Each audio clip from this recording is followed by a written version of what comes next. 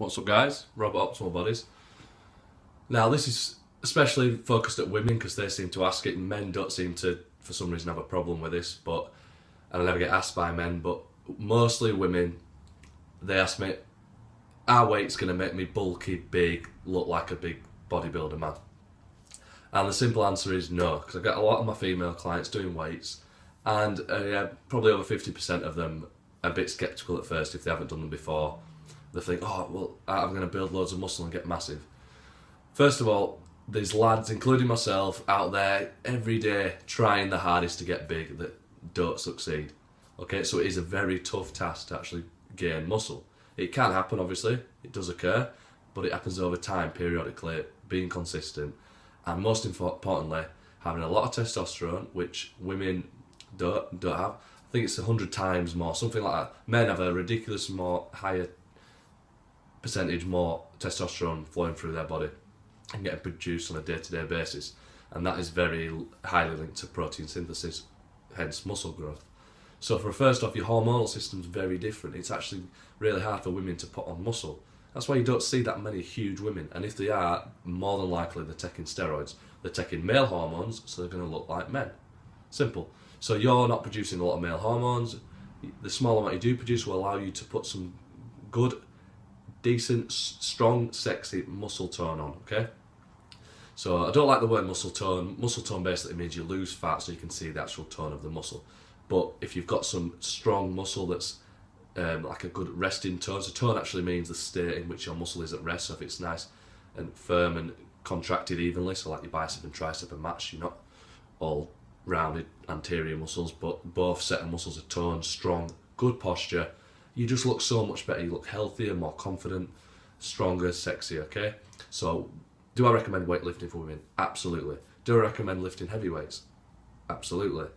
Do I recommend going to failure? Yes. All these points lead to actual muscle growth, but not huge amounts. The small amount you're going to put on just makes you get that toned look, as people like to call it. So, don't worry about that and think about the pros.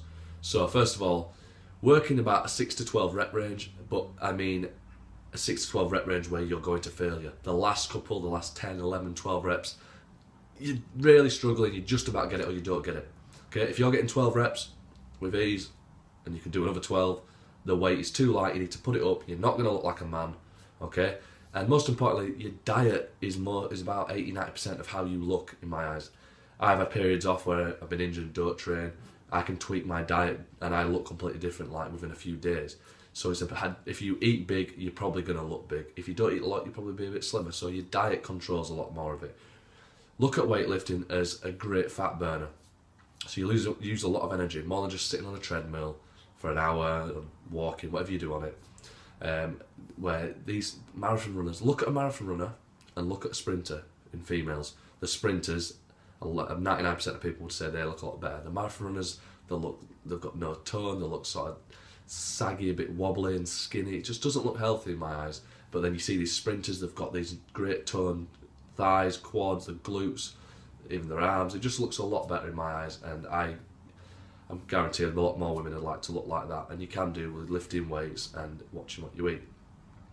So, great for fat burning, a lot more than doing cardio. The more muscle you have, the more fat you burn just at rest. So building muscle is a very good idea for you. Now, most importantly, the more muscle you have, the more room you have to store carbohydrates before they get stored as fat. So they get stored as muscle glycogen, which will fuel your next session. So you'll train, you'll burn through a lot of carbs, so you can eat a lot of carbs. If you just sit on a treadmill, you might be burning fat, but then when you go and eat them carbs, they're probably going to get stored as fat because you haven't drained your tanks. Carb tanks, these glycogen stores in your liver and your muscles, which we've spoke of before in previous videos. So I think the best thing about lifting weights is you can get away with eating a lot more treats. Okay, so if you've got a sweet tooth or you like starchy potatoes, pasta, pizzas, that sort of thing, you can get away with eating a lot more without causing detriment. So girls, lift weights, you're going to look strong, sexy, and most importantly, if you're getting into the menopausal, post-menopausal stage, your estrogen levels are lowering. Lifting weights is the most highly correlative thing linked with bone density. So the stronger the muscle, the stronger the pull on the bone, because the muscle is attached to the bone via the tendon, then the stronger and more dense and less brittle the bone is going to be. So you're going to fight off that osteoporosis, at least slow it down. So if you have a fall when you're 70, you're not going to break your hip and lead to the worst thing possible.